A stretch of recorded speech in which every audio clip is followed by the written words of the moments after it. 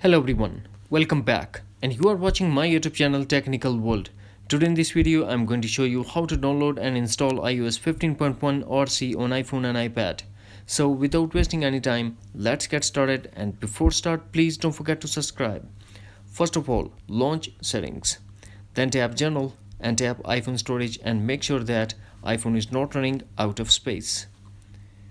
Then first close the setting and launch Safari browser and search for beta profile and tap on first link. After loading the page, scroll and tap install profile.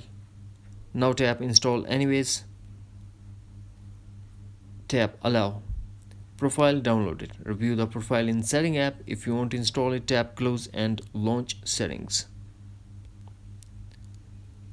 Profile downloaded. Tap install in top right corner.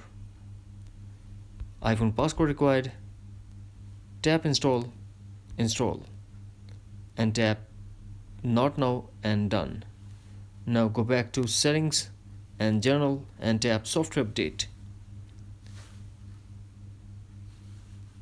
Here we go, iOS 15.1 RC is ready to download in your iPhone. We just tap download and install to get iOS 15.1 RC. That's it.